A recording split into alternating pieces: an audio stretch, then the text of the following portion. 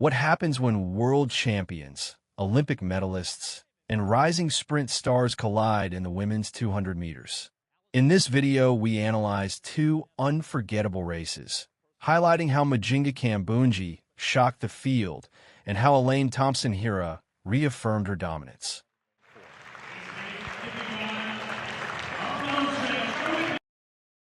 So she'll start in lane 4. The Olympic bronze medalist is here as well, Gabby Thomas, who will be outside her in lane 6.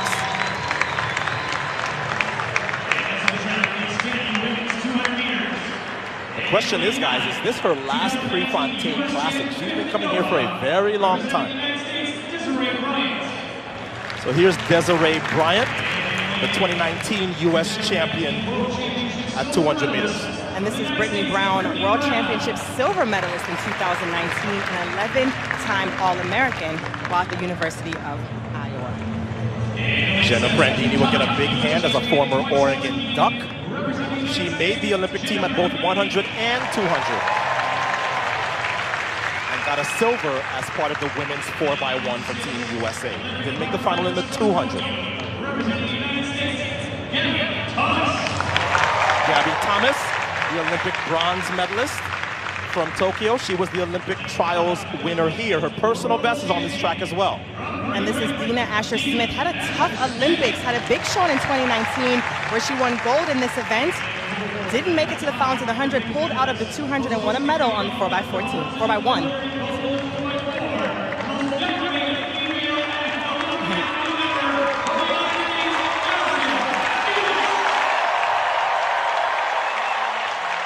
Don't think for a second that this crowd doesn't appreciate how many times they've gotten to see Allison, and they know that she's winding down her career. We've already seen her last Olympic appearance. This is Kambundji of Switzerland, won bronze in the 200 in 2019. Had a good showing in Tokyo, but was left off the podium in both individual events.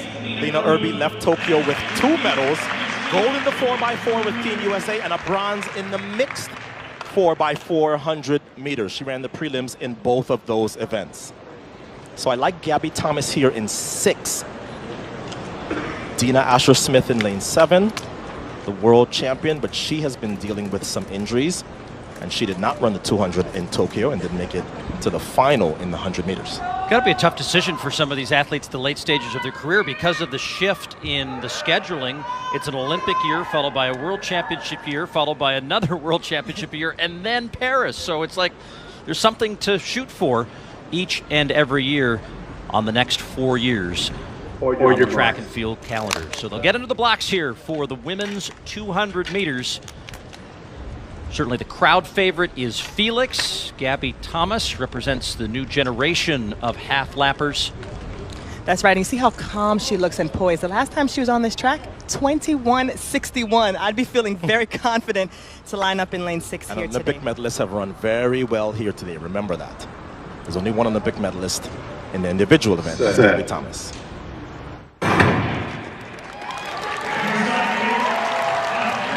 Look at Dina Asher-Smith, who didn't compete in this event in Tokyo. She's definitely off to the best start, but Gabby Thomas has a strong finish. Will that show up for her today? That is Jenna Brandini, the former Oregon Duck, trying to hold on. Kambundji on the inside in lane 3 is going to emerge, I think, as the victor, as she holds off Gabby Thomas at the end. Wind aided 22:06, but a bit of an upset as Kambundji takes the victory. That's definitely an upset. She ran very well in Tokyo, and she does have bronze from the World Championships in 2019, but take down this field, including Allison Felix and the Olympic bronze medalist. That's a good day for Kambundji of Switzerland. And out of lane 2, that's a tough lane to run the 200 from, and she just got out really well, came off the turn, and was able to hold it with an impressive field chasing her.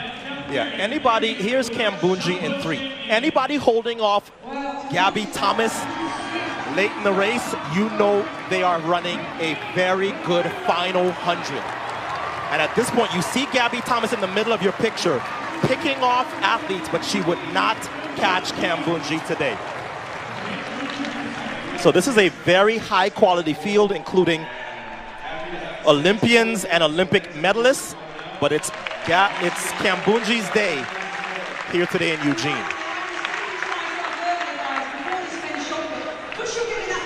And Allison Felix next to Kambundji, well back in the pack as Kambundji celebrates the win here in Eugene. Thoughts turning perhaps to being competitive at the World Championships when it comes to U.S. soil for the first time next summer here. Wants the double. She won the 100, and now she wants the 200-meter title tonight. Natasha McDonald of Canada will start in lane number 9, second in her semi-final, 23.21 seconds this season. In lane number 8, Ella Connolly of Australia, fourth at the World Junior Championships over 400 meters 4 years ago, under 23 seconds this year. There'll be a huge roar for the athlete in 7. Elaine Thompson-Hera, second fastest woman of all time over 100, the third fastest of all time over 200. Favour Ofili of Nigeria, their national record holder, the 19-year-old, will start in lane number 6.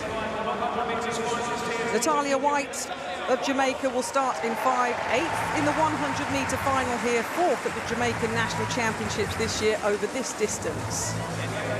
Christine Mboma from Namibia, the 19-year-old national record holder, has had her injury problems this year, but she's back. She's in this final and starts in 4.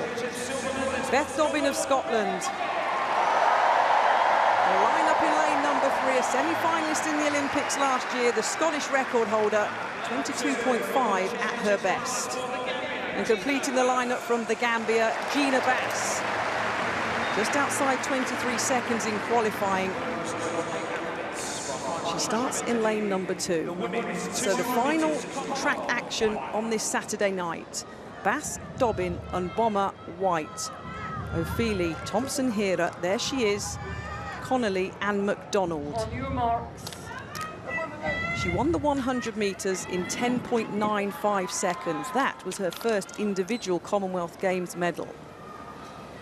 The athlete that's done the double-double, the 100 and 200 meters at 2 Olympics in a row, is aiming to win the 200-meter title here.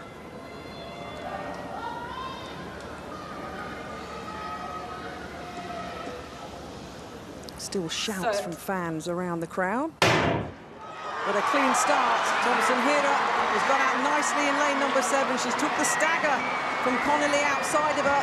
She's eating it up, the Jamaican. Thompson-Hera into the home straight. Ofili, the Nigerian, in second in the lane inside of her. And Mboma's going to get the bronze. Keep your eye on the clock. 22.02 seconds. I thought it was under threat, and she's taken the game's record off Sinead Miller-Weibo. A plus 0.6 meter wind. It was brilliant from Elaine Thompson-Hera, and now she's the double Commonwealth champion. She got exactly what she wanted here in Birmingham. Ofili picks up the silver and Mboma the bronze. Both games records have gone in the 200 meters, Steph Reed. What a brilliant end to the evening on the track. Well, something about running at night here, it's just been magical. And do you know what? It wasn't that dramatic in the end. It pretty much went to script. Elaine made her presence known on the bend, and the race really was, in the end, for the silver and the bronze. And I'm just so pleased for her. You know, perhaps she didn't have the championships that she wanted in Eugene, but she has come back, and she has finished her season on her terms. You can see her third from the left in the screen. And you can, I mean, just in those first 20 meters, her stall was set out. The moment she was gone around that bend, no one was going to catch her. But the interesting battle was happening at the back as Christine Mboma we didn't really know what she was going to do. As you say, she was coming back from injury. Her very first 200, really, that we'd seen her in was in the heats. But Favour Ofili managed to hold her off for that silver medal. It was a huge win in the end. Such is the class of Elaine Thompson-Hera. And it means a lot for an athlete that has everything. Her house just sparkles of pure gold back in Jamaica.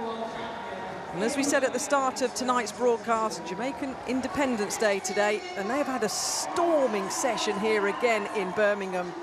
It was never in doubt, as you say, Steph. She went round the bend, she held her form wonderfully well. At her best, 21.53, but 22.02 tonight, and the gold medal. And I love that she's been so honest in her intention all the time. I want to be the greatest sprinter of... The women's 200 meters has long been one of the most captivating events in track and field, blending explosive acceleration with endurance and tactical precision. Two races in particular, the Prefontaine Classic in Eugene and the Commonwealth Games final in Birmingham, showcased how differently the same distance can unfold depending on the athletes involved. One race highlighted the emergence of a European sprint star challenging the established order, while the other reaffirmed the dominance of one of Jamaica's greatest champions. Together, they illustrate the evolving landscape of the women's 200 meters. At the Prefontaine Classic, the atmosphere at Hayward Field carried a special sense of anticipation. The race brought together several of the most recognizable names in modern sprinting, including Olympic medalists, world champions, and rising stars eager to make a statement early in the season. Much of the pre-race attention centered on Allison Felix, the most decorated U.S. track and field Olympian in history.